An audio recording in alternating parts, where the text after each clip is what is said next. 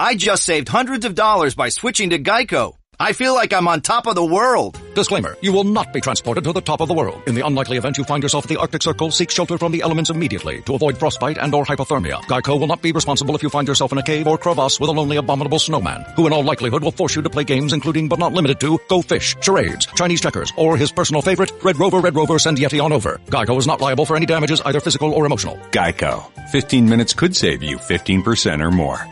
Welcome in to another edition of Golic and Wingo. Glad you are starting your day with us, and some of you starting your 2018 work week now and your work year after slacking off and not being here on New Year's Day. But we were here, and we're glad you're here with us now. Golic and Wingo on ESPN Radio and ESPN2. Presented by Progressive Insurance. All phone guests join us on the Shell Pennzoil Performance Line. Trey Wingo, Mike Golic, and Mike Golic Jr. Well, you know what, guys? Heading into the semifinals in college football, the talk was, the SEC, 2-5 in bowl games. And when push came to shove, and in one game especially, it came to pushing and shoving, it didn't matter because the two teams in the SEC will meet in Atlanta next week for the national championship game, Alabama and Georgia. Yeah, we had this once before in 2012. We had was Alabama and LSU played. This was when it was the old BCS system. So ancient, Mike. So yeah, I know exactly. So this has happened before as far as two teams playing for the title from the same conference. But you had 5 SEC teams playing yesterday in the 5 bowl games, and 3 won the 2 last night, and then South Carolina with a win over Michigan. Again, we have other bowl games that we'll talk about as well. But I have to say this, Mike. I do take umbrage with the headline on our own ESPN.com. Uh-oh. Georgia, Oklahoma, show us what a CFP semifinal should look like. This is a former defensive lineman reading this title. No, it didn't. I mean, listen, I was entertained in that game and all that, but deep down in the defensive side of the ball for me, you know, a 54-48 game in double overtime does not sit well with a former defensive player. But boy, oh boy, was that an entertaining game. Yeah, no, it puts butts in seats, though, and that's what you worry about now that we have the national championship setup that we do, because we're devoid of that one singular offensive force that we had in Baker Mayfield in this game. We had the Heisman Trophy winner going in there that we knew was going to deliver points because he was just that good. And then we saw, for anyone that hadn't been paying attention, that, oh, by the way, Oklahoma has some pretty good pieces around him in that offense, too, that went to work. And it gets interesting now to where we go with this in the national championship setup, because you mentioned it. You're going to get what you want in this national championship. There are going to be some defense in this one. There are going to be some studs on the defensive side. But when we look at this now, that matchup that you brought up before, LSU-Alabama was a rematch that season. Right. In 2012, in that 2012 BCS game. It was also the 3rd lowest ranked BCS game ever up until that point in the 12 or 14 year history of that. And so now that we've got basically the SEC title game in the national championship, how's that going to play, especially coming off what a great night yesterday was?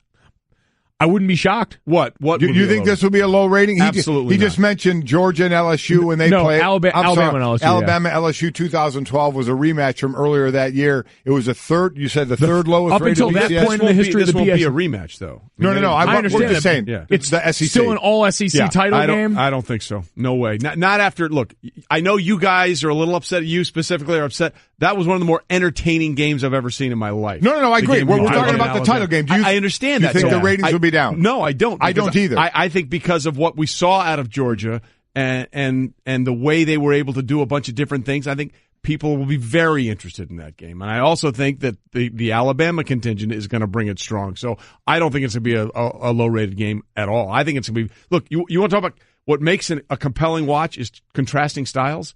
We had 2 completely contrasting styles getting in those 2 semifinals, and that's going to be the big part of the championship game. Well, I mean, you're going to have 2 of the same styles in the championship game.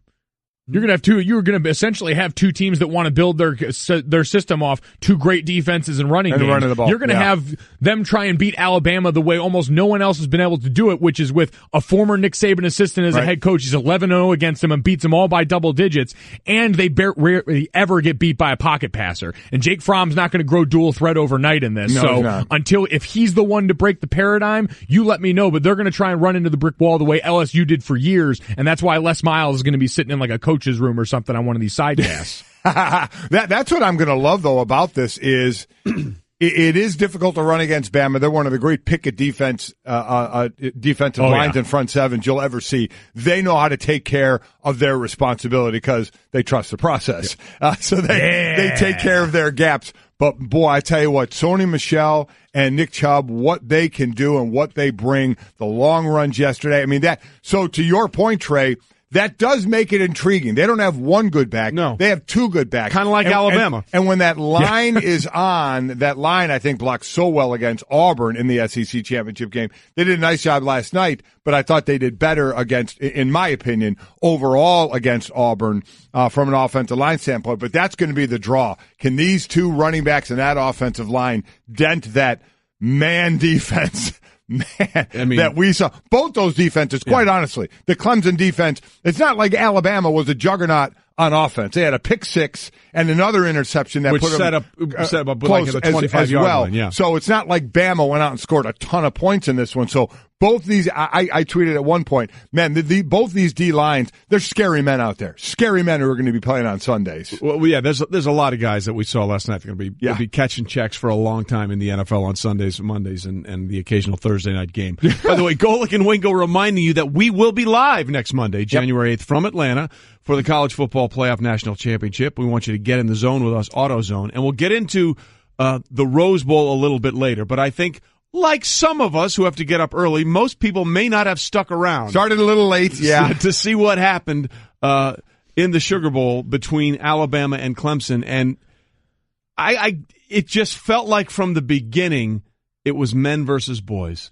Alabama got off to that quick 10-0 start, and until Kelly Bryant had a couple of big runs, I think one of them on 3rd and 13 to get their initial first down, it just felt like, man, this one team, Alabama, is playing with a little more thunder than the other team. Did you guys get that feeling? Healthy and hungry is a dangerous place for any Alabama team to be, and so with that time off to prepare, because remember, it wasn't even just the normal layoff after the season leading up to the bowl. It was also they didn't play in the SEC title game for the first time in a while this year. So you add all that up, and then you have Nick Saban, I'm sure, chirping them all along the way that you guys put yourself in this position to be doubted, and now everyone doesn't think that you're the dominant program on the block anymore. They're ready to give this to Clemson, and you've got to take it back. And we saw they listened.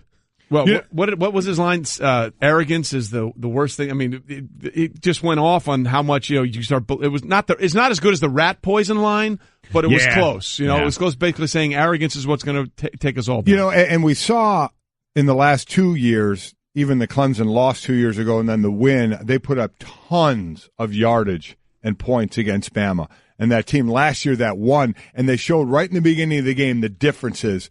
From Wayne Gallman, what he rushed for last year, what Mike Williams, the top receiver, was last year, and what it was this year. And no comparison. No comparison. So you thought, okay, it's still Clemson has the excellent defense, but could the offense keep up to what it was last year? No Deshaun Watson either, though Kelly Bryant has done a nice job this year. And you know what it showed. They just did not.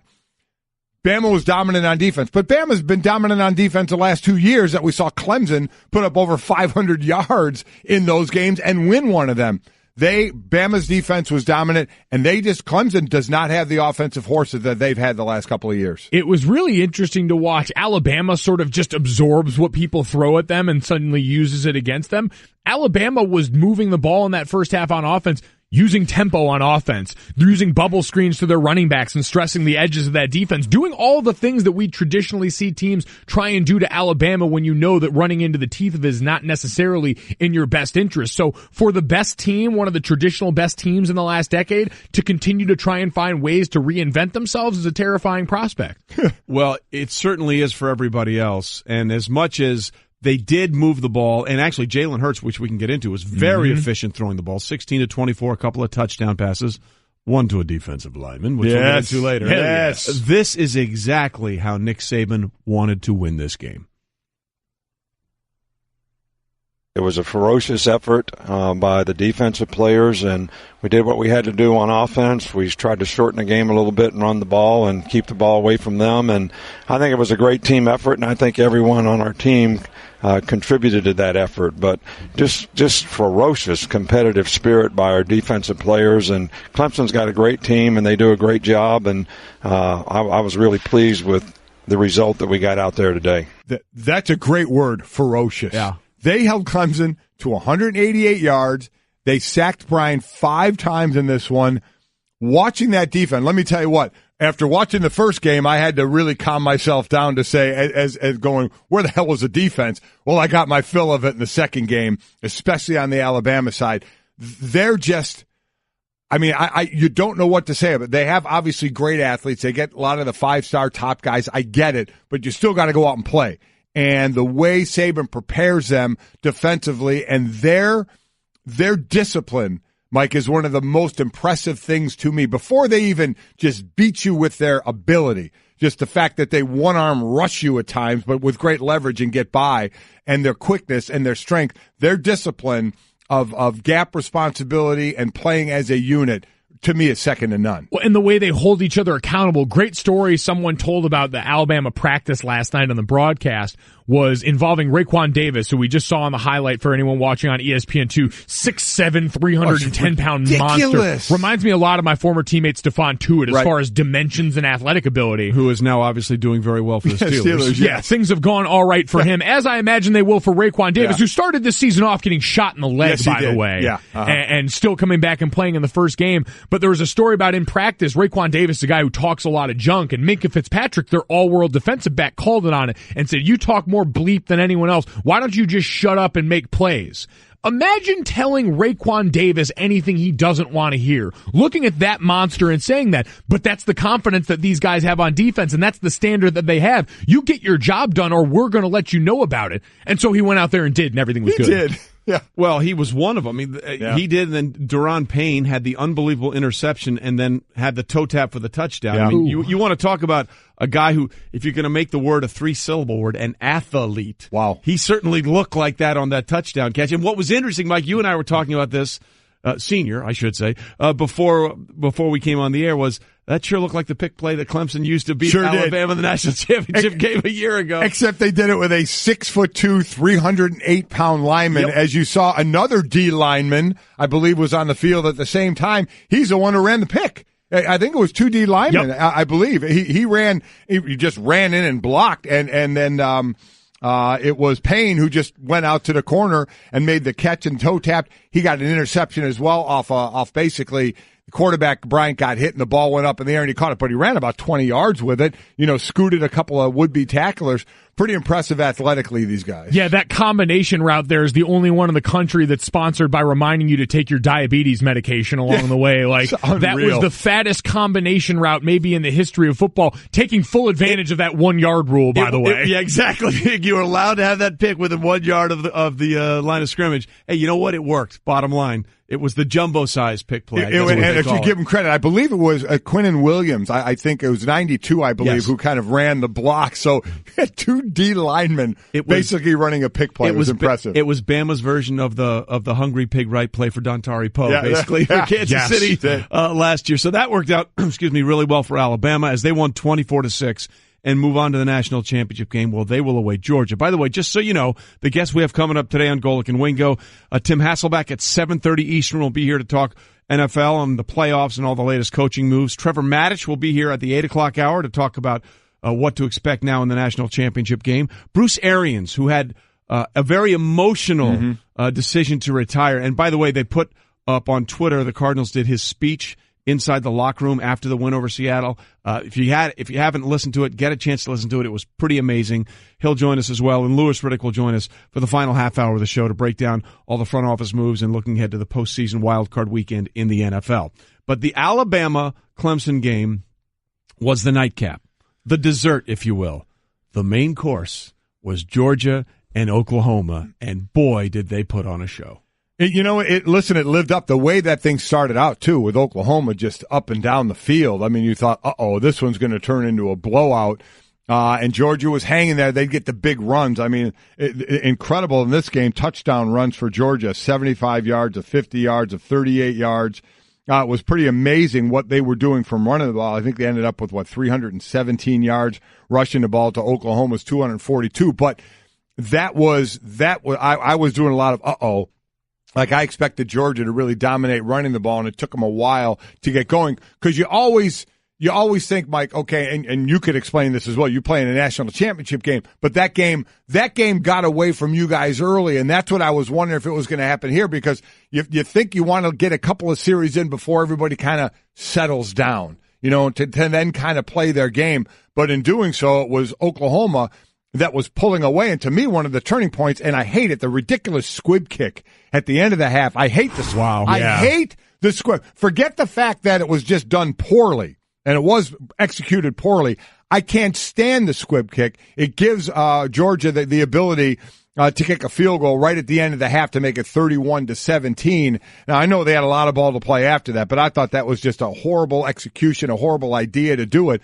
But I thought it was going to get away from Georgia early. But, man, you want to talk about momentum. When they got it in the second half, they made the most of it. The third quarter was a huge swing in almost every way, shape, and form. And it was interesting what Oklahoma went away from. You mentioned the squib kick that basically made Georgia's kicker Blankenship an internet god. Absolutely, the glasses right. Mustache combination from Fantastic. hell. What a great look. Yeah, exactly. He gets to live forever now, so I'm proud of him. Congrats on becoming internet immortal. But then in that second half, what had worked really well for Oklahoma in the first half, they pushed the pace on them. They pushed it in a way that not necessarily what Oklahoma had done all year, but helped mitigate a really talented defense. In the third quarter, they went away from that. And Dad, you talk about this all the time with defensive linemen. With a great group, you don't want to stifle what they do best, but you also understand with a quarterback as talented as Baker Mayfield, you've got to adjust. And they kept the integrity of that pocket. They kept him from ever rolling out and doing what he wanted to do, to the tune of 5 sacks through 3 quarters. And a lot of that damage was done in the third quarter, where he was falling into defenders because he had nowhere to go, because as talented as they all were, they said, we're going to keep him in here because we know that's the easiest way to help our whole defense be better. And there's going to be a lot of talk now going forward that Baker Mayfield has done about the next level. Which we will get into. We'll certainly get into more than that. But one of the adjustments that Oklahoma made is in coverage, and they were making Baker Mayfield throw into tighter windows. Something, let's just say it, you're not used to doing in the Big 12. Okay, that's just the truth. They are very large windows in the Big 12. There are bigger windows, and when the windows get smaller, and I even tweeted that out last night, when the windows got smaller, he got worse. And people are saying, well, that happens to everybody. Well, no, it doesn't. Yeah. Better quarterbacks throw better in tighter windows. I mean, that's why you end up getting better quarterbacks that go to the next level or are playing in the next level.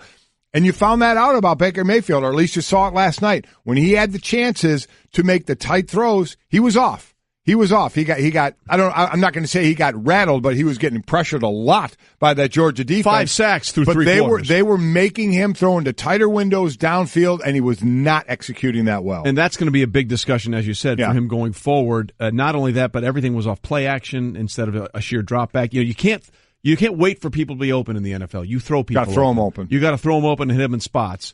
And he did that a couple of times in that game. But no, that was a consistent issue for them. But he was able to make plays with his legs. But going back to what you said, the squib kick obviously turned it around. The 56-yard field goal started at 17 unanswered points for Georgia that allowed them to tie it. And then I thought what Kirby Smart said right before he went into halftime was perfect. And I can't remember who he was talking to. But he said, look, we just didn't play our best 30 minutes. Let's go in there and play our best 30 minutes and see what happens. And Kirk Herbstreit, who was on the call of the game on the ESPN side, talked about the halftime adjustments that Kirby and Georgia were able to make. Kirby Smart, who has a great reputation for getting his team when he was at Alabama to make adjustments along with Nick Saban at halftime. He obviously did that. He got his team motivated. Their defense took the field to start that second half. They sent a message to that defense, let's get the ball back to Jake Fromm. It's exactly what they did. And of course, they were able to go down and score in a hurry. Now, all of a sudden, you're down 1 possession. So I thought those sequences of series were really significant to what eventually allowed Georgia to come back and win the game. Yeah, he's not wrong there, because obviously the squib kick went right to somebody, which allowed them to kick, by the way, the longest field goal in Rose Bowl history. There were a lot of firsts in that game. There were. Most points, most overtime, longest kick, biggest comeback, 17 points. But then not only you always get that little boost of momentum right before the half, but then to come out with 2 straight 3-and-outs. Well, that was huge. Suddenly Georgia's like, they're not going to go right through us on every possession. The Butkus Award winner, Roquan Smith, for Georgia, was stifled a little bit in the first half.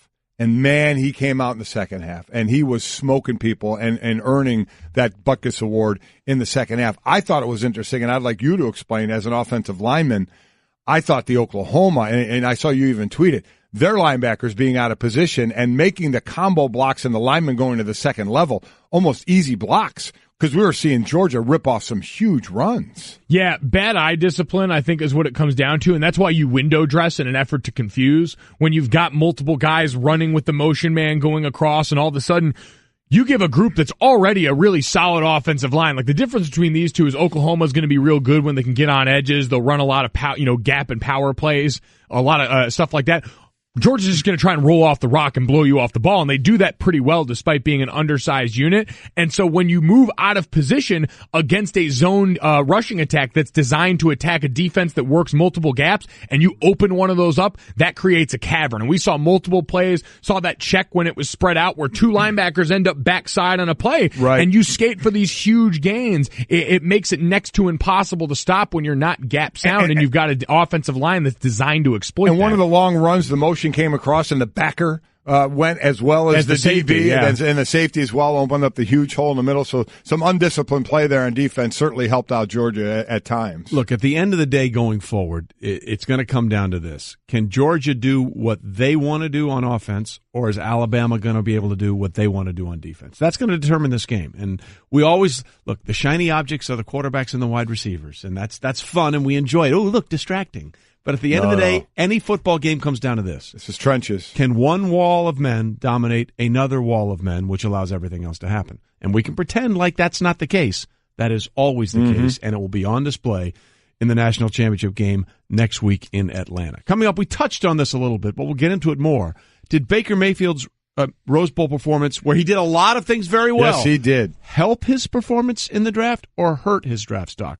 Hey everyone, Mike Golic here. Support for the Golic Wingo podcast comes from our friends at Rocket Mortgage by Quicken Loans. Chances are you're confident when it comes to your work, your hobbies, your life. Rocket Mortgage gives you that same level of confidence when it comes to buying a home or refinancing your existing home loan. Rocket Mortgage is simple, allowing you to fully understand all the details and be confident you're getting the right mortgage for you. To get started, go to rocketmortgage.com/Mikes. Equal housing lender, licensed in all 50 states, NMLS, consumeraccess.org number 3030. Rolling through this Tuesday morning on Golic and Wingo. Glad you are here with us. Trey Wingo, Mike Golic Jr. We are presented by Progressive Insurance on ESPN Radio and ESPN2, and all phone guests will join us on the Shell Pennzoil Performance Line.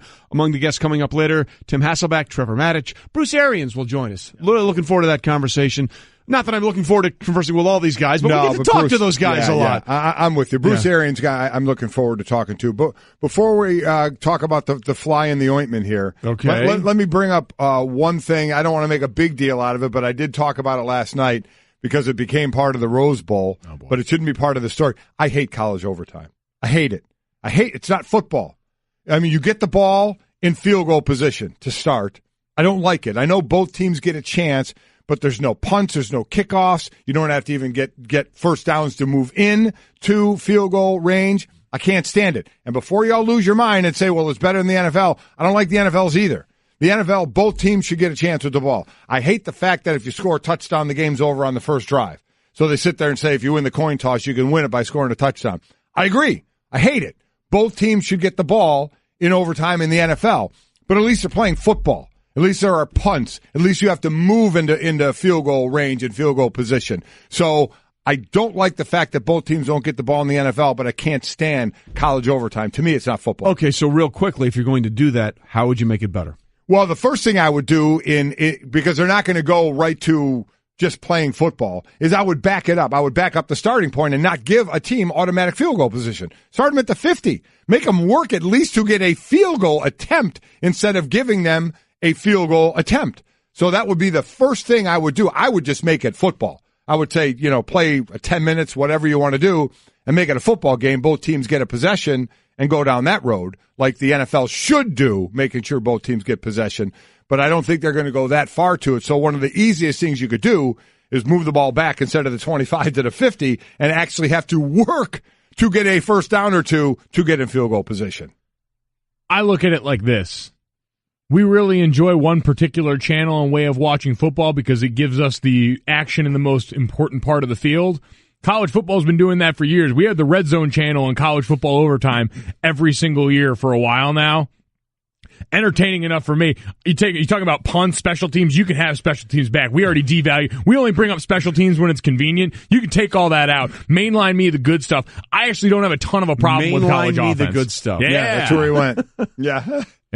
Phrasing's important on that one. The good stuff is football. The good stuff is red zone football. But Georgia actually won the game on special teams. They blocked a field goal. Blocked a field goal. So special teams were a big part of that. Well, yeah, exactly. But if your argument for eliminating the college overtime format is we want kickoffs and stuff like that, like that's great. But if they hadn't blocked a field goal, it wouldn't really matter all that much. Like I understand that's a part of it, but I guess I'm saying I don't really need the rest of that special teams. And I'm not going as far as just saying kickoffs because it just to start the overtime, but punts being part of it. And how about actually how about the 50-yard line? In other words, you don't want to spoon feed them a chance to score. Here, starting on the 25, you could take a knee 3 times and kick a 42-yard field goal. Granted, it's not a gimme, but it's still within almost every college for Georgia's kicker, baby. Range. Blankenship. So I would say that would be the easiest thing to me is move it back to the 50 and say, my God, you actually have to get a couple of first downs to even get in field goal range. And that you could still keep the punts out of it and the kickoffs out of it to take care of your mainlining, but at least make a team work to get a field goal. My question is, because I always try and look at, and this came up when we talked about surviving the ground and all of the things that are involved in a catch, is let's not go there. How did we get to the rules that we're at currently? Like, what has been the driving force behind these things? And I would like to hear, because it's been this way for as long as I've known college overtime. I think a lot of it is quick until the game Dave Barnett, Bill Curry, and I did as a 7 overtime game, but I think it's too. But again, is that quick for the fan? Is that quick for the understanding that these are college athletes, so the bodies are a little bit less, I think, able to withstand longer bouts of pounding? I don't know, man. Than their Alabama's NFL bodies looked pretty good last night. Looked like they could have played for a while. It is interesting though. We'll put it up. We'll put it up on our Twitter handle at Golic and Wingo. What overtime do you like best? Do you like the NFL overtime? Do you like the college overtime? Or what changes would you make? Right. To the, they both need tweaking to me. They do, but that's the thing. I don't disagree with you, but where I struggle is, okay, what do we do with it? Because you're right. When they say we're going into second overtime, I don't really get the feeling of like a second overtime in the NFL where they're actually going to play all this kind of time and move and actually make it look like football. Like it's the same thing in soccer or hockey where you have shootouts at some point. Well, you play an extra period, and then you go to a shootout, and depending on regular season, your postseason. Well, it didn't. Is hockey the one now that does 3-on-3 overtime for hockey? Yes, they will. Yeah. 4-on-4, which is awesome. It is awesome. You know what? Let's make football look less like football. Do 7-on-7. No, even better. We loved the fat guy touchdown last night. Have all of your line players, all of your not big skill, but your power group, O&D linemen. They have to run all of your offensive plays against their D linemen. I want 7-on-7 of fat people. I want kickers only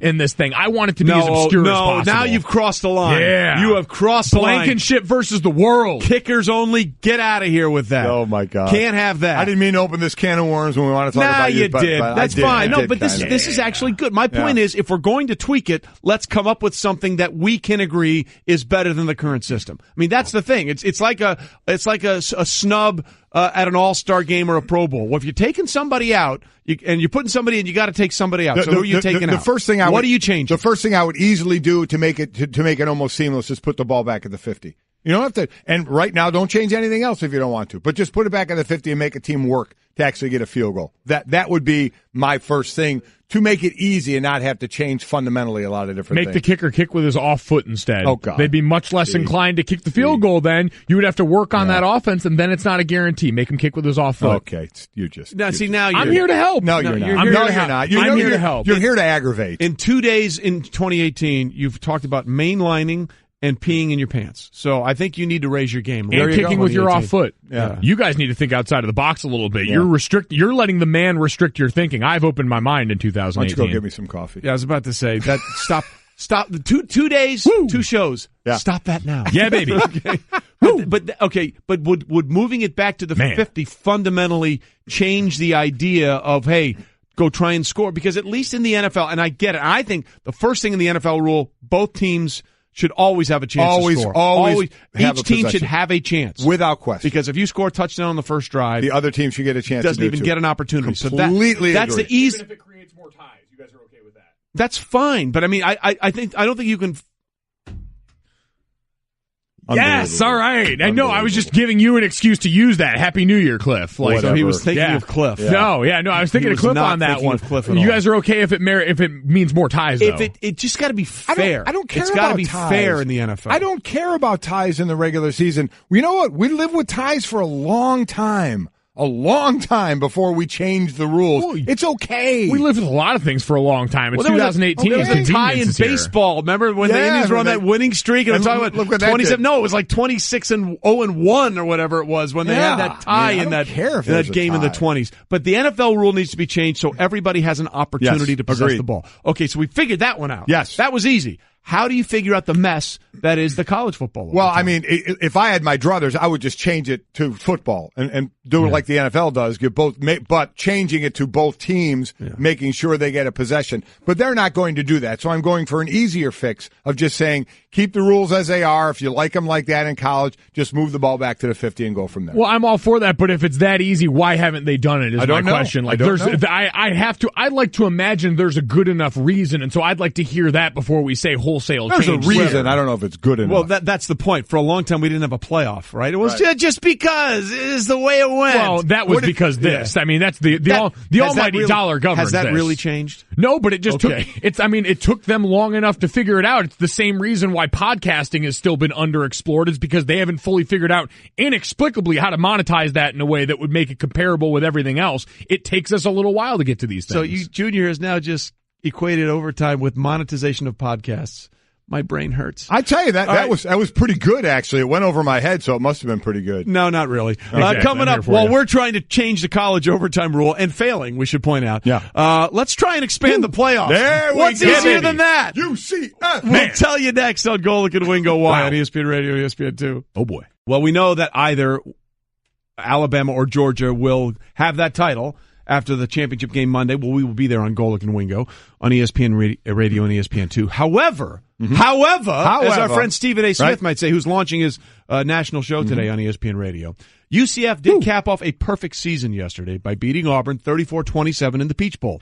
Auburn, of course, beat both Georgia and Alabama, who will play for the national championship. So UCF deserves their shot, right? Well, here's their head coach. Well, not anymore. He's not anymore. He was their head coach when he said this, Scott Frost, who coached them yesterday, even though he's off to Nebraska. I was afraid to say much about the rankings and everything because I'm a little superstitious, and just when a coach starts running his mouth, that's when you lose the next game. But it wasn't right. I was watching every week the committee sit in a room and decide this 2-loss team must be better than UCF because UCF's in the American, or this 3-loss team must be better than UCF. It looked like a conscious effort to me to make sure that they didn't have a problem if they put us too high and a couple teams ahead of us lost. They don't know, now we got to put them in the playoff. Well, we just beat a team that beat 2 playoff teams and lost to another one by 6 points, and we beat them by 7. And Auburn's a great team. I'm not taking anything away from them. I give them a ton of credit. But these guys deserve everything they get, and they deserve more credit from the committee than what they got. He's not wrong, I don't think. Well, I mean, with 4 teams, it's just not going to happen. You go back to Houston a couple of years ago when they were undefeated all the way until November 21st. When they lost to UConn. That was their only loss of the year. They ended up beating Florida State in the Chick-fil-A Peach Bowl. So they were kind of in the same position. But before they lost that game to UConn, they were ranked, and this again was by the committee, 19th. Yep. So if they'd have beat UConn, they played 2 ranked teams after that and beat them, Navy and Temple. They'd have moved up some, but would they have moved up higher than 12th where UCF ended up? I doubt it. So I think the only way a team like this is going to get in is by expanding the playoffs. And I'm not saying expand to 8 just so a team like this can get in. I've been on the expand to 8 for a while now just because I would like the expansion to 8. But how it can help for those that were tweeting me the simple math of, well, Golic, if you expand to 8, they were number 12. They're still not getting in. You're missing. The point is, if they go to 8, there's going to be parameters, right? Correct. More parameters than there are now. I know, Mike, you keep talking about because you were down there a couple of years ago and going through the process of what is supposedly listed that the criteria is. But if they go to 8, there may be some hard, fast criteria. You may take the 5 Power 5 conference champs. That might be automatic. You may take 2 at large, and you may take a non-Power 5 if it's undefeated. You may put in stipulations like that, which would give a team like UCF a chance, or the highest rated non-Power 5 a chance if you go to 8 teams. So that would be one, in my opinion, one of the benefits of going to 8 teams is giving a team like UCF a shot. I just don't know what the goal is anymore, to be honest with this. Get the best teams in a chance to play for a championship. So if that's it, then why am I asked to care about conference championships? Well, see, that's the thing. Right. I think that if they go to 8, right, you'll probably have the top 5 power conferences with an automatic, right? You win your conference, you get in, and then it'll be the other 3. But I'm saying that doesn't necessarily make you one of the best teams in the country. And I agree with you. I'm not saying if they go to 8, they should do that. I think that's what they probably will do. Because I'm with you. If you got a committee picking conference championship, you can make a criteria, but it doesn't have to be the be-all, end-all automatic. I agree with that. No, because to me, it's about who you're playing. If you beat another very good team in the midst of a very good season, that's awesome. But if I'm supposed to care about your conference championship that matters only to you guys in your conference, I'm saying that doesn't mean much to me. If the idea is we want to be representative and make sure every conference feels like they're involved in this because so many people are mad that the SEC is dominating this championship sphere, then you don't care about picking the best teams. You care about making everyone feel good. So if that's the case, we should make sure right now in this 4-team playoff that we take a conference championship from 3 different conferences, and then if we have an undefeated group of 5 team, we automatically put them in, and then see what happens with that, because you won't get the 4 best teams, I don't like but that. you'll make everyone feel good. Yeah, and we're not about that. I agree with you. I'm so sick of those cries, man. No one wants the best teams. They just want to feel nice.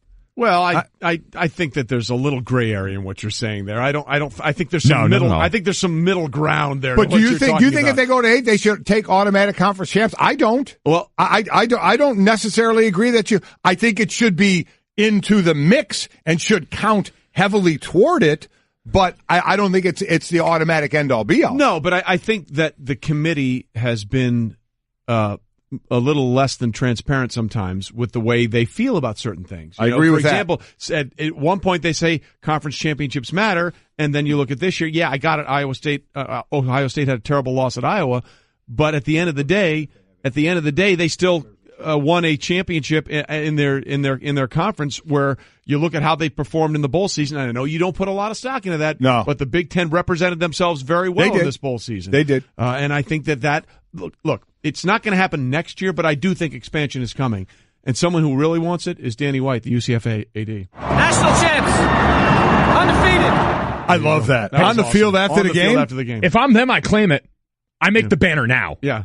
Why not? What could possibly go wrong? Why not? Yeah. I'm with you. I would love to see them get a chance in an expanded playoff. All right, that was Straight Talk Wireless nationwide coverage on America's largest and most dependable 4G LTE networks. Coming up, did we really go a full hour and not discuss Notre Dame beating LSU? Is there not a side wager that we need to talk about? Plus, big NBA news, and Tim Hasselbeck will join us in the next hour. Lots going on in the NFL, not only coaching carousel, but we got Wild Card Weekend coming up. I'm a robot vacuum cleaner, so yeah, I got one gig. I suck up dirt, so pardon my inferiority complex about Geico, who does so much more. Like, not only could they save their customers money on car insurance, but they got fast and friendly claim service too, and an award-winning mobile app. Plus access to licensed agents 24/7. Who am I kidding? I can't even do corners. Uh-oh, choking hazard. Popcorn kernels. Geico. Expect great savings and a whole lot more. I'm a robot vacuum cleaner, so yeah, I got one gig. I suck up dirt, so pardon my inferiority complex about Geico, who does so much more. Like, not only could they save their customers money on car insurance, but they got fast and friendly claim service too, and an award-winning mobile app. Plus access to licensed agents 24/7. Who am I kidding? I can't even do corners. Uh-oh, choking hazard. Popcorn kernels. Geico. Expect great savings and a whole lot more. That's our way of making sure you're up and running as you got to go back to work, get your 2018 started off right. Glad you're with us on a Tuesday morning. Trey Wingo, Mike Golic Jr. on ESPN Radio and ESPN2, presented by Progressive Insurance. All phone guests join us on the Shell Pennzoil Performance Line. What a wild night that was in college football last night with the two semifinal games, and two completely different games, by the way, as Alabama and Georgia will be playing for the national championship in just under a week, an all-SEC title game. It felt like, quite honestly, a Sunday outside of a red zone channel where I just sit in front of the TV and watch football all day. I got to do that yesterday, or everybody did, but you got to watch complete games. Right. You know, there were 5 games. You know, you had Michigan and South Carolina starting at noon, UCF and Auburn starting at 12:30, and Notre Dame, LSU starting at 1. So you did have to flip back and forth to those games throughout, and then it wasn't much of a break after that to where you were leading into the Rose Bowl last night. So, man, you got your fill. You got your fill of football yesterday. This isn't like something I've been told to do, but I really have to shout out the ESPN app.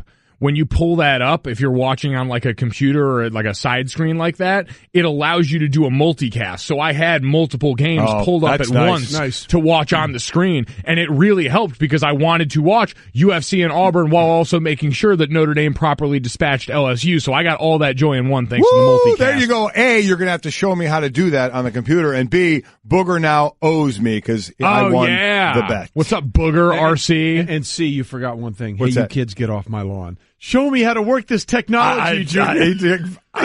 What is the source of this? I don't know what he said. Here's the best part. He's talking about the app, and you said your computer.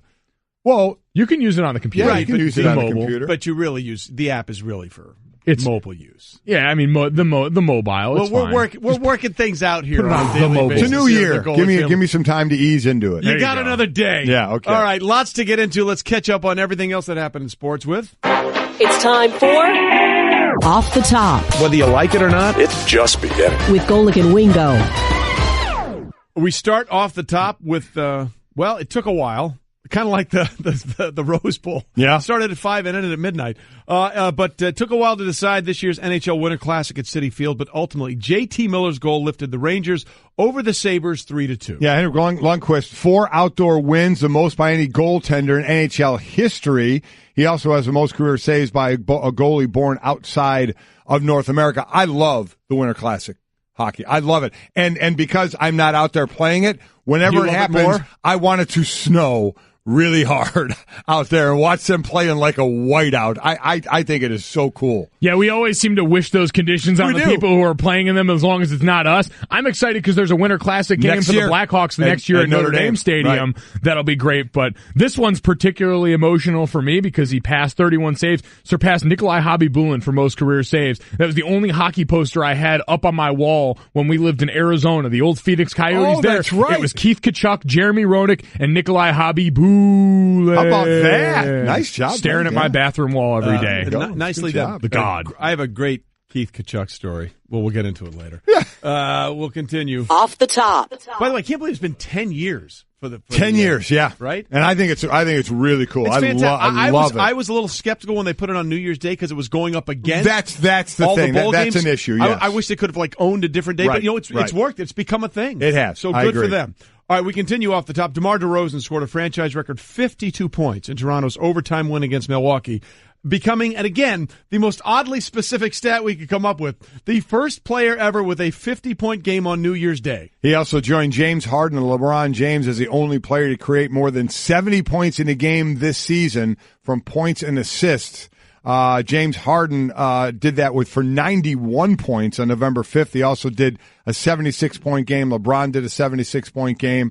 DeRozan, 71-point game. You know, DeRozan with Toronto, Boston, you know, what's going to be that Washington, that team that is going to push Cleveland. I don't think it's going to be any team, but DeMar DeRozan, certainly a great night for him. Yeah, Toronto's been an interesting case study the last couple of years. It's good enough to get you there, but not exactly good enough to get it done. So I sort of sequestered them over with Washington, the Wizards, where you understand they've got talented guys, especially in that backcourt, but ultimately I haven't seen any big change that they've made that suggests, I know they brought Serge Ibaka over the other year to try and maybe be that one piece, but nothing else that really drives the needle enough to say they're going to get over the hump.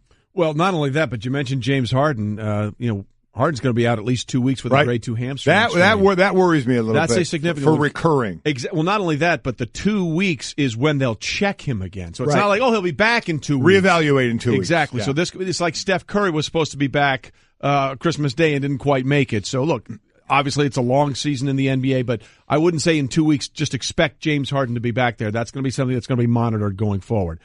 We continue. Off the top. More NBA news. Isaiah Thomas getting set for his debut tonight as the Cavs guard will come off the bench against the Blazers, but he won't play tomorrow night against his old team, the Celtics. Yeah, they want to start him tonight or get him. He'll come off the bench tonight, start him back tonight under a big-time minutes restriction. They don't want him going back-to-back games, so I'm sure there's a lot of people saying, why not sit him for one more night and have him start up, come back in off the injury against his former team. I think they'd rather like him more at full strength before he faces his old team. So I get it, and they need him. I mean, they need him back. The Cavaliers' starting point guards this season between points per game, assists per game, and minutes per game ranked 29th, 29th, and 30th. So they need some help at that position.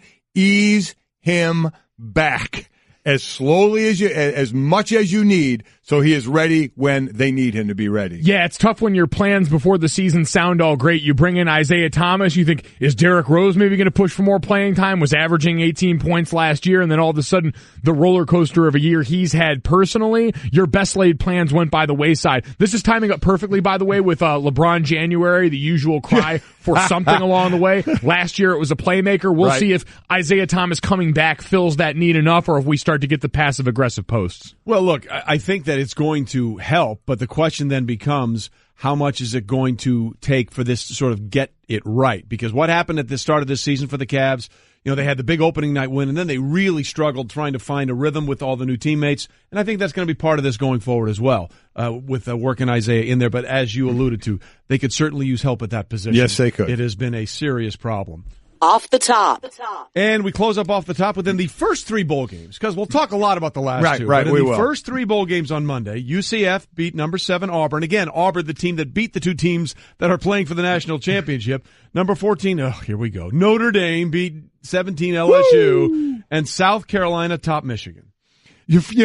Starting in order, the Michigan game was first, and we were texting throughout the game with our boy Darius, who was down at the game, enjoying the game. And what a nice comeback for South Carolina. Put up 23 points, outscored Michigan 23-10 in the second half to get that win. For this one, you look at Michigan, and it's that offensive side of the ball, Mike. That's obviously the quarterback injury early on hurt this team, but that's something Jim Harbaugh is known for, and he's going to have to fix and get a consistent quarterback in there. 4 field goals in this game mean you can't punch it in, you can't close the deal. You're settling for 3s instead of 7s, and that cost you in this game. You like the defense there, but going forward, a great win for South Carolina. Don't get me wrong, but a lot of people talking about Harbaugh and Michigan and turning that program back around again. Well, he's got a ways to go on the offensive side. South Carolina is going to be an interesting team to watch. I think they get Jake Bentley, their quarterback, back, and they were without their best player in Deebo Samuel for most of the season, a guy who's going to be a Heisman Trophy contender next season. But for Michigan, I said it yesterday, with the jobs that opened in the NFL, it's the perfect storm for Harbaugh to be able to keep any sort of security and good feeling there, because they're always just a skate. He's like an X with a pass where you always think he's going to leave, and he gets to give you that impression again this offseason. And then you look at UCF beating Auburn. Nice, big win there for UCF. Get a nice pick 6 with about 5 minutes to go, 45-yard pick 6. To put them up 34-20 in that game. Then Auburn does get a touchdown with about 4 minutes to go, and UCF holds them off in that one. A great win for them. Their quarterback getting over 100 yards rushing in this game, who was Mackenzie Milton. Ran for 122 yards, completed under 50% of his passes, but he runs extremely well. But just a monster win for them that has now started this next talk about expanded playoffs and an undefeated team and the chance that they should get. I don't care what happens. I don't really think Group of 5 teams belong in a Final Four as it's currently constructed. But if you're, I agree with that. If you're UCF, claim this national championship. Claim it and shout it from the mountaintops. But we're talking about not as it's currently constructed, so that would be the issue going forward. Oh yeah, no, and I'm not. We're talking about deconstruction here. That's fine. I'm not concerned about it now. I'm just saying they need to, regardless of what I think or anyone else does, claim this national title and make someone take it from you. Yeah, well, I don't blame them if they want to do that, huh? That would be pretty cool. And then quickly on the, maybe not quickly, but on the Notre Dame game, Notre Dame LSU, I mean, a game that was an ugly game, 3-0 at halftime. I mean, it was not a whole lot of scoring in this one until the fourth quarter, 25 points alone in the fourth quarter. Miles Boykin with the catch and run of the day. 55 yards, a one-handed kind of tap to himself catch, eluded a couple of would-be tacklers with a little over a minute to go in the game to give Notre Dame the 21-17 win. The issue for the Irish, I see going forward, Mike, is again, Brandon Wimbush was the starter all year, but the kid Book comes in and plays a lot in the first half, and then the entire second half he plays. So what happens next year? now next year going into the season, that's been one thing with the Brian Kelly era. Rarely have you gone into the next season with the same quarterback from the previous season. Seems you're always changing quarterbacks. Yeah, and it's not like Alabama where you roll into it with a different starter every year because they've been waiting and then all of a sudden get to come in later in their career and light it up. But for Notre Dame to overcome what they did, they had a lot of guys suspended because of mistakes that they had made, but a lot of offensive firepower suspended for that game that they were able to overcome. But you're right, having to steady out that quarterback position because you survived on a dominant ground game with probably the best offensive line you're going to have there in a while. I doubt you'll have two All-Americans on the same side of the line again for my lifetime. Yeah, and you were held way under your average in rushing, too. Exactly. So you're going to have to find a way to even out that attack. You want to share anything that you'd like to spoils of victory after your bet with Booger? You mean that I won from Booger? Again, I didn't make it really public about the bet because I said I wasn't betting anymore. But Booger then did yesterday. I'll let you try and figure it out. Okay. Where's LSU? LSU's in Louisiana. Okay. And what are they known for? Well, Tigers. Well, they're known for lots of things. Food-wise. Pastry-wise. Oh, in New Orleans, beignets. There you go. All right, there you go. All right, I won a bunch of beignets. Congratulations. There's a real stunner, right? No, I did not see that coming at all. Shock of the century. The Harbaugh thing is interesting because you're right. Yeah. People will always be saying, and he can use that to his advantage. But at some point, Michigan's like, we need to get a quarterback, and we need to beat Ohio State. Mm-hmm. And if you're 0-3 against Ohio State. And if you're Jim Harbaugh, you can say, hey, man, Indy's got a quarterback that I like and know pretty well in all of this. How about this? Michigan, one of two teams in the FBS with no wins over a team with a winning record. Them and Missouri. The only two teams, all their wins came against teams with losing records. I did not know that. That's now we know that. That feels significant. It is for powerful. lack of a better term. All right, so those were the bowl games that did not involve the national championship semifinals, and of course the other two were the Rose Bowl and the Sugar Bowl. And the Rose Bowl was it was endlessly entertaining. The Georgia game where they came back again. They were down 17 points. To Oklahoma with 6 seconds to go in the first half. And then the failed squib kick. Momentum is a real thing. I believe that, especially in college football, maybe more than the NFL, because it seemed like Mighty Mo swung as soon as that guy, I don't remember who it was on Georgia's special teams, caught the ball, and because they kicked it right to him. And then the kicker went out there and kicked a 56-yard field goal, longest in Rose Bowl history, because, Oklahoma was going to get the ball to start second half. So they're up 17 points. They were doing whatever they wanted to on offense in the first half, and then to get not only that kick, which gave Georgia life, and Kirby Smart goes in there and has a great halftime talk. Whatever he said, he should bottle it and sell it to every coach that's ever down at the half for the rest of their lives. But then to come out with, I thought the most important thing after that, back-to-back 3-and-outs by that defense, because Kirby Smart said it as he was leaving the field. Look, we're too anxious. We're too hyped up. We're all over the place. He got them settled down at halftime, and they came out and played the style of Georgia defense that, quite frankly, a lot of us, myself included, were expecting to see out of the Dogs from the get-go, and that really changed this game. No, listen, I completely agree. And those stops, because they really hadn't stopped Oklahoma to the tune of Oklahoma had, 31 points and over 300 yards of total offense in the first half. I mean, you got to be thinking, oh, my God. But that squib kick, as I said, I hate him anyway.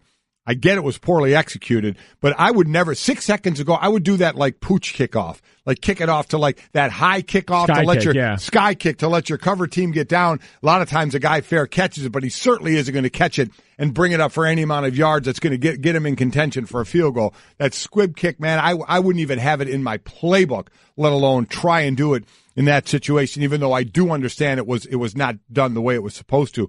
But I'm with you, Trey. Those two stops coming out of the gate, those are momentum changers, and while they scored once on that, did Georgia, they didn't score again until the end of the third quarter. They outscored them 14-0 in the third quarter. It was just a matter of stopping Oklahoma. They were a freight train on the loose, and Georgia stopped them. They certainly did, and that seemed to sort of give a little momentum to that offensive line of the ground game, which they really wanted to do, and they had a couple of huge gash runs in this.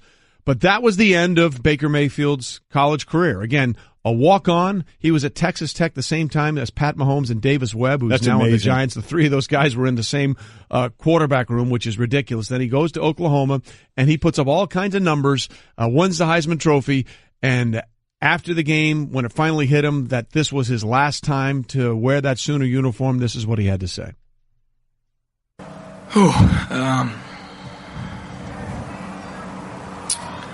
Can't believe it's over. It's been a wild ride. And, really had a tough time sort of composing himself there. And obviously you could tell from his voice with the sickness that he'd been dealing with. But now we're left with this quandary in Baker Mayfield, because I don't care what anyone says. He is going to be, for lack of a better term, the swing state when it comes to the NFL draft in April. He is going to be the guy that people will always either say, oh, I love that competitive spirit. I love the way he fires up his teammates. I love all that stuff. Or he's going to be the guy that people are like, I don't know, he's slightly undersized. He's not as fast as Russell Wilson. Can he be as accurate as Drew Brees for a guy with a smaller stature? I'm not sure about that. He's going to be the polarizing figure in the first round of that draft, because Adam Schefter was on our show earlier a few weeks ago, and he said, look, he's going to go in the first round. The question becomes where he goes in the first round, and where do you judge all the positives with all the potential drawbacks in the NFL? I think he's going to end up being probably the fourth quarterback taken in the first round if all those guys come out. And honestly, it'll work out better for him that way. We see the way we've heard the priority that guys like Josh Rosen have come out and said behind closed doors, I'd rather go lower to the right team than earlier to the wrong team. Baker may not have a choice, and that may be the best thing for him, especially in a time period where, I mean, you guys see it every weekend where more and more offensive coordinators are saying, we want to get these picks on the field earlier. They come from these spread attacks. Let's meld some of these principles into what we do and help them. So he's a guy that with all the stuff that he did, from the planting the flag to the Kansas game, the grab. By the way, the planting the flag, I have no problem with whatsoever. I'm going through all the stuff. I don't have a problem with a lot of it. Yeah. In all honesty. I really don't. I mean, the Kansas thing where they weren't shaking hands. Now, you don't want to go up and down the sideline grabbing yourself and doing that whole thing. I get it. But I'm not looking at that and going, oh, my God, I'm not drafting to get forward. His teammates love him. He's a magnet of a leader. No doubt about that. I want to like him so much to say I want him to do so well at the next level, but I don't know if he will. I don't know if he will because what's going to happen is, forget stats, gang. The first thing you got to do is throw out stats and look at how they play. Look at how they play in the pocket. Look at how quickly do they run out of the pocket in pressure? Do they trust their legs to get out of danger before going through their progressions? Look at that. And when you look at the Big 12, the size of the windows he's throwing into. When you look at a game last night, when they closed those windows in the second half, how he struggled. That's what evaluators are going to do. They're going to look at the throws he has to make, the tight throws that he has to make. Or when his guys are open, where is he putting the ball? That's what they're going to look at a little more. And I think he struggles there. I think he struggles in the closing of the windows, when it gets a little tighter, when it's going to be more the timing routes, when you're throwing a guy open, not waiting for him to clear somebody. I just think that's going to be less of it than stature, because look at the guys that we're talking about up top. I mean, Darnold, Rosen, and Allen both spent most of this season tossing a fair amount of interceptions, finding ways to do that. It's not like they lit the world on fire with accuracy, but they've got bigger arms and they've got more of the prototypes. So I think that's what's going to land Baker further back in all those. I mean, those guys, one of those players is going to end up losing Hugh Jackson his job this season. Listen, I agree with that. I'm watching those guys play. I'm not sold on a lot of them. I got to do a lot more to look at. So I'm with you. So it's the fact that he struggles throwing like those guys did as well, but then you're right. You magnify that by now his size. How quickly is he trying? Because with those other guys, they're escaping to kind of get something going downfield, but they're going to hang in the pocket a little more. Does Baker book out of the pocket too soon?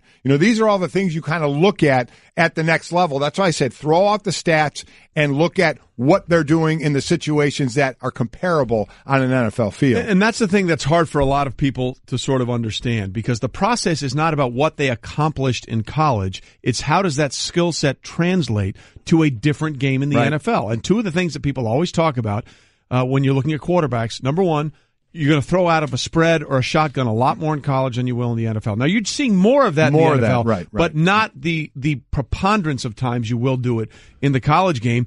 And then there's the issue of not waiting for someone to be open, but throwing someone open, or throwing someone who's covered and putting in a spot where only your receiver can get it. Those are the two things that really dictate, I think, from most player scouts' perspectives, where a quarterback goes at the next level. And I'll be the first to admit, they get it wrong a ton. Mm-hmm. They do. Deshaun Watson. Exactly right. Yeah. I mean, Dabo Swinney said it all along. He's Michael Jordan. And you know what? He put up more points in a game in his rookie year than Michael Jordan ever did in the NBA this past rookie season. So that's the issue. It's an inexact science, but just know that's what scouts are looking for. Yep. That's what they're looking for. And we hear this from Mel Kiper on his big board. He has him currently as the 4th quarterback, 13th overall prospect. And he's saying, I'm just hearing too much from scouts who love him and think he's going to be a first-round pick. He's one of the most difficult evaluations in this class. I love him on the field, but his size is going to be a question until he gets in front of scouts at the Senior Bowl. He hasn't said yet whether or not he's attending. He's listed as 6'1", but I think he's closer to 6 foot even. Then there's McShay. He has him as the 4th quarterback and 27th overall pick. He said he was my 9th-ranked quarterback entering the season. He's done a lot to improve his stock. The issue for him is that he doesn't have the ideal measurables. And people need to understand, whether it's right or wrong, measurables are what get you into the first round. And sometimes that's why you miss. Yeah. And sometimes that's why you see a lot of great players in the 2nd or 3rd round, because they throw measurables out because they're not afraid to be wrong on those And I think guys. he's going to the Senior Bowl, is he not? Yes, he is. He said he's going to go to the Senior Bowl, Yep, exactly. Yeah, to Trey's point, they're using the measurables to try and justify getting you for cheap. Right. It may not be they think you're a bad player. They're just looking for how to get you out of the bargain bin. Why should we buy you for what you may be worth when we can get you for less? Shamarko Thomas was a great safety coming out of Syracuse my rookie year in Pittsburgh, and I remember he was like a 2nd or 3rd round pick for them, and Mike Tomlin looked at him and said, we got you in that round because you're a sawed-off linebacker, because you're shorter than the expectations need you to be for this. And so that could be what happens for Baker, but it's interesting with all these guys because nowadays this puts more onus on coaching in the NFL than maybe ever before. And we've seen the Sean McVays of the world, the teams that have made it work. They overuse play action pass. They put these guys in position. You need great coaching to try and mask up what some of these offenses aren't going to create for you. And again, this will be the process for the next 3.5 months. Yes, it will. Baker Mayfield. But he will be that guy. He'll be the swing vote that has everybody's eyes on the draft. And that's why it's going to be a lot of fun with 4, maybe even depending on what happens with Lamar Jackson, 5 potential quarterbacks. And you got Mason Rudolph. Absolutely. Who is a big, strong guy that can sling it. Hey everyone, Mike Golic here. Support for the Golic Wingo podcast comes from our friends at Rocket Mortgage by Quicken Loans. Chances are you're confident when it comes to your work, your hobbies, your life. Rocket Mortgage gives you that same level of confidence when it comes to buying a home or refinancing your existing home loan. Rocket Mortgage is simple, allowing you to fully understand all the details and be confident you're getting the right mortgage for you. To get started, go to rocketmortgage.com/Mikes. Equal housing lender, licensed in all 50 states, NMLS, consumeraccess.org number 3030. Well, Bob Marley for you on Golic and Wingo, presented by Progressive Insurance, and phone guests on the Shell Pennzoil Performance Line. But it's the one love that brings Tim Hasselbeck into our studios today, giving us the Straight Talk, brought to you by Straight Talk Wireless, best phones, best networks, no contracts. Okay, Straight Talk, Tim, right out of the gate. Best head coaching vacancy out there among the 6 is? I think I would say Indianapolis. Because of Andrew Luck.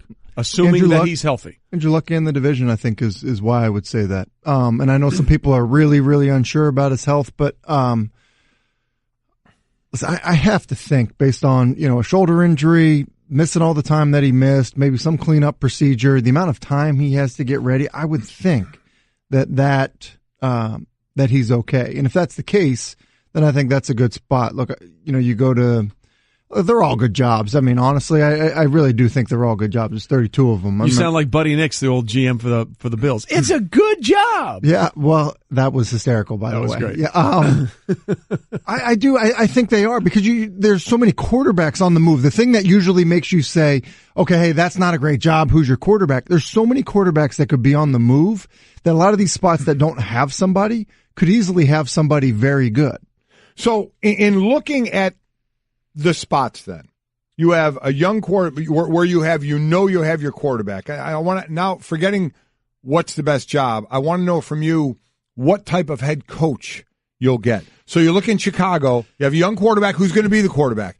In Oakland, you have a young quarterback who's going to be the quarterback. So would you now, we know the rumors of Gruden going there, who is a quarterback guy, but take him out of the equation for a moment. In situations like that where you know who the quarterback is and he's a young guy, would you go offensive-minded head coach? I don't think I always would. I think that you're narrowing yourself down to doing that. The Bears want to be in a situation where Mitchell Trubisky develops. Well, the last offensive-minded head coach they had was Mark Trestman. How'd that work out? Not great. Not great. So I think that it's more important to to just find the right guy for your team. And then hopefully in finding the right guy for your team, you figure out a way. Let's say, for example, it's Matt Patricia in Chicago. The defensive coordinator for the Patriots, for the people who don't know. So if that's the case, Matt Patricia is not going to be coaching the quarterback. Then it's and so about it's who he important. hires, right? Who do you hire? Right. And you know what? Maybe it's just better to hire somebody really good. Just hire somebody that their only focus is dealing with the offense and dealing with Trubisky and being in meetings with him, because the head coach can't be in the offensive install meetings. They have too many other responsibilities. So if I could break down your central thesis here, hire someone who's good, is what you've said. I think pretty much that's what I'm going for. Pretty much. No, but I think this. I think the idea that you have to say, okay, hey, young quarterback, hire the offensive-minded guy.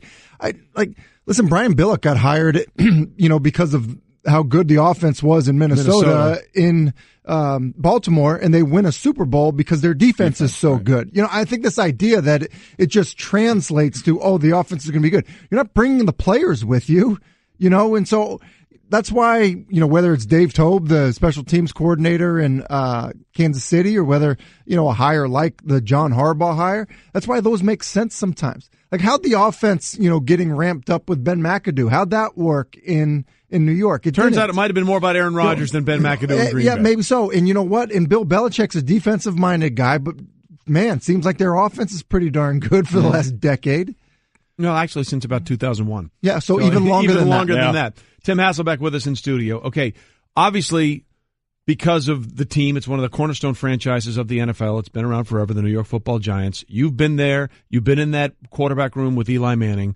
What kind of coach do you think they need to bring into that team? Because clearly everything didn't work this season. I think they need to go back to having a kind of a culture changer. And what I mean by that is, like, somebody like Coughlin's a culture changer. I think that you could argue that Sean McDermott's that as well.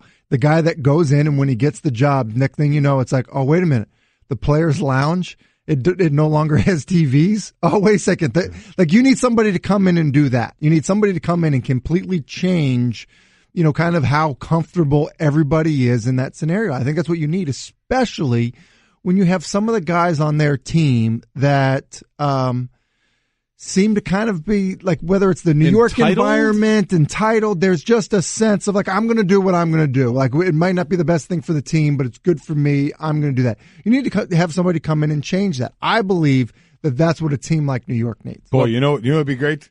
What Coughlin going back there? Wouldn't that be something? You know what? He's in a pretty good situation in Jacksonville right now. And obviously, that's not going to happen. But you want to talk about a bunch of players going, if he were to come back. I think that's why guys from New England will be appealing to the for the structure in New York to basically say, you know what? Like, there is something to this, the way that you deal with the One media. Voice. I think there's something to that. So it wouldn't surprise me if somebody kind of with that background or experience ends up there. Well, real quickly, Dave Gettleman, the new GM, has already started that culture change. He's getting rid of a lot of people, including a guy that was been there since 2007, Jerry Ross. Right. So I mean, they are that sweeping culture change has already begun there. As far as now going back to the Gruden thing, listen, I'm all for anybody making all the money they can. If they want, if the rumors are out there of $10 million, more power to them. Grab the $10 million.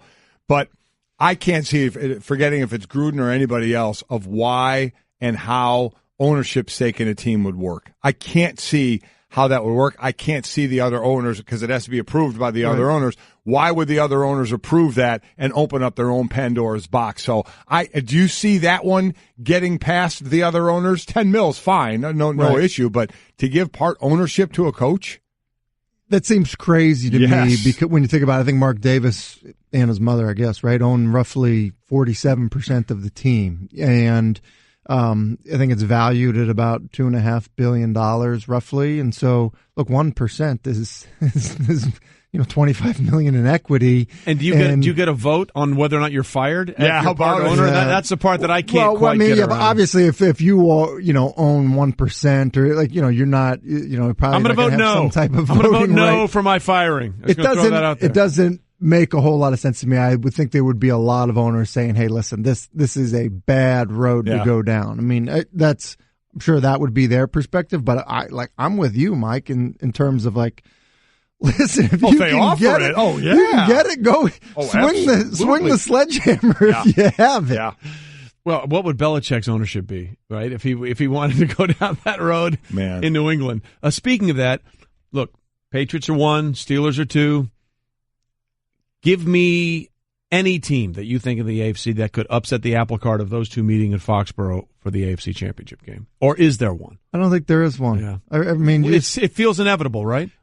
Had Bortles played, the last couple of weeks, the way he played in weeks, I guess it was like 13, 14, 15. The previous 3 weeks, he was great. He was amazing. Against, the Colts and the Texans, I think he understood it, but also played great against Seattle. I mean, really well against Seattle. So I think there's got to be a little bit of concern that he's still Blake Bortles for them. If that wasn't the case, I would have thought, maybe there's a chance there. But I mean, you just look at some, Buffalo, who knows what LaShawn McCoy's situation, and then obviously Kansas City, their defense has been decimated, and then you look at the Titans. And the Titans really have limped in. I mean, they've absolutely limped in. And that to me is a problem. Over in the NFC, the literal number 1 seed is obviously the Philadelphia Eagles. Mm-hmm. You buy that, or do you think Minnesota? Because it feels like Minnesota. Right, yeah, doesn't it? It does feel like Minnesota. And, I kind of went back last night and was looking at the Foles stuff because I know that there's a lot of concern about Foles. And I don't think that it's as alarming as everyone's making it out to be about Foles. But I think they're drastically different. Their offense is just so much different without Carson Wentz. And look, in fairness to Nick Foles and the situation Philadelphia's in, take another playoff team whose quarterback brought them to the postseason this year in the NFC, who would be better off with their backup. I mean, is it, and actually you could just use you could use the NFC as well. Right. I mean, is Sam Bradford in Minnesota, is that the situation where you go, well, if you didn't, I don't know that that's the case. I think you might be in a very similar situation to what Philadelphia's in. So look, that's the situation. That's the hand that Philly's been dealt. And with that, your offense needs to change. You need to play a more traditional offense, and you need to play a little bit more like the Falcons or the Patriots in terms of how you manage your quarterback. The weird thing for the Eagles was how well Foles played in the first start. I mean, he basically did Carson Wentz numbers. He threw for 4 touchdowns, completed about, 60-something% of his passes for 250 yards and converted on, this is the weird part, 46% of his third downs, where Wentz was 45%. And then the last 2 games, I think they're 2 for $1 billion. Yeah, but I don't think you can judge him so much on week 17. Week 16 was a little alarming. Was a problem. Yeah. All right, so we'll see what happens. So you're on NFL Live today? I am. Are you? No, I'm not. But I was going to say. I'm not either. Because if you are, you don't sleep. Yeah. Well, I'll see you Thursday in that scenario. Stay warm, and thanks for coming in. Is it cold out? Maybe, just a little bit. Little bit. -4, -5, whatever. -4, by the way? Yeah. Looks like a guy sitting on a toilet. And the thermometer in the car? Yes. Thanks for that. This is the insight we brought you in for. I figured you guys would like that. The former guy that was in that chair talks about peeing his pants, so that makes all the sense in the world. You can never go wrong with potty humor. We're moving on. Thank you much. Enjoy your coffee, everybody. Coming up, football fans are, well, they're short for fanatic, but let's be clear. But they're also giving and thankful, and that's a cool story. We'll explain that next. Golic and Wingo, ESPN Radio and ESPN2. Golic and Wingo, brought to you by Progressive Insurance. With more than 30 unique coverage options available, Progressive knows small business. Learn more at progressivecommercial.com. I was going an hour ahead. I was giving us an hour into the show more than I thought. Well, in that case, we can leave an hour early, so stick with that. I like where you're thinking. Well done. That's where my head's at. On Golic and Wingo. But yeah, you messed up because you were just hungry like the wolf. There you go. We get that. Innocuous 80s reference over the heads of 90% of the people listening or watching. But we're glad you're with us on ESPN Radio and ESPN2. So obviously one of the big things that happened over the weekend was the Buffalo Bills ending that playoff drought of 17 years, the longest active playoff drought, not only in the NFL, but in every sport, major sport in North America. And let's just say that the Bills fans have been a little ecstatic. We saw some of the video, even the ones at Hard Rock Stadium, where the Bills fans were at Miami watching the end of the Bengals game in which Andy Dalton on a 4th and 12 from the 49-yard line threw a touchdown pass to Tyler Boyd with 49 seconds left, which was the game-winning score, which you combine that with the Bills clinging to life for their win over the Dolphins. They really need to work on their onside kick skills against the Dolphins, as Miami did that twice against them. But regardless, they won that game, and those two combinations put them into the playoffs. So the Bills put out a big tweet thanking the Bengals organization that are sending them wings. Which is awesome. Which is fantastic. Yeah. But Bills fans themselves have done something which is really cool. This has been really cool. Andy Dalton noticed he has a foundation, and he has he can check on his phone the donations, and he noticed that there were a ton of donations coming in after the game, and they were in $17 increments. And the $17, as it turns out, represents the 17 seasons between playoff berths for the Bills. So he's getting a ton, so much so of those donations, over 2,500 donors and just over $57,000 and counting of Bills fans that are donating to Andy Dalton's foundation. So while the wings are cool, and I'd be all on the wings, it's a fantastic thing.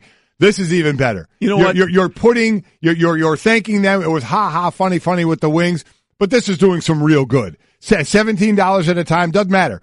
We always talk with the V Foundation. If it's $1, if it's $5, if it's $10, that stuff adds up. $17 increments is adding up to over $57,000 for Andy Dalton's foundation. It's fantastic. Yes, that's in the last 24 hours. Yep. We can't thank y'all enough. And, you give, especially the Bills Mafia, their fans, they can be a little crazy at the games with the table jumping and the ketchup and they're applying something, their passion in the right way, and this is just great. It's really awesome. Now, I would say that I'd like to see a shift now for the Bills because it's been very celebratory about them and their fans getting into the postseason. Yeah. Now you have a game to go win, which, by the way, is the Doug Marrone Bowl. Yes, it is. His former team that he left, then went in exile for a while, got his way back into Jacksonville. They'll be in Jacksonville. Let's focus on that now. Each player should take their turn massaging LaShawn McCoy's ankle, though. That is a huge there's concern. The possibility that he can play in this game. The way he left that field, you thought there is no way he is going to be back. And obviously they could use Shady in this game to get a win. But just to put a capper on that, because all this money is going to Andy Dalton and his wife Jordan to their foundation. They formed the foundation after he was drafted by the Bengals in 2011. The foundation provides support, resources, opportunities, and life-changing experiences to seriously ill and physically challenged children and their families. So obviously it's a fantastic cause that Andy and his wife are part of, and that's a cool thing. Yeah. A funny ha-ha thing at first of we're going to send you wings and thanks for that, to something that truly can make a difference to some children and their families. So that's a great story right there. I really like that. Look, and people always say you don't hear about that kind of stuff enough, and they may be right. Right. And it's nice for us to be able to put sort of a positive spin on something which was a terrible season for the Cincinnati Bengals, and obviously the Ravens don't care about this at all. No. And we understand that, but something positive has really come out of this in a really, really good way. So the Bills fans should be feeling really good about themselves and also feel good about the things that you're doing with Andy Dalton. So well done all the way around. Bills Mafia, standing O to you. Congratulations. All right, when we continue here on Golic and Wingo, we will have a former national champion in studio to discuss last night's semifinal games and preview the All-SEC title game. Plus, Bruce Arians will join us in the final hour. Can't wait to talk to him. Lots more coming for you on Golic and Wingo. I'm a robot vacuum cleaner, so yeah, I got one gig. I suck up dirt, so pardon my inferiority complex about Geico, who does so much more. Like, not only could they save their customers money on car insurance, but they got fast and friendly claim service too, and an award-winning mobile app. Plus access to licensed agents 24/7. Who am I kidding? I can't even do corners. Uh-oh, choking hazard. Popcorn kernels. Geico. Expect great savings and a whole lot more.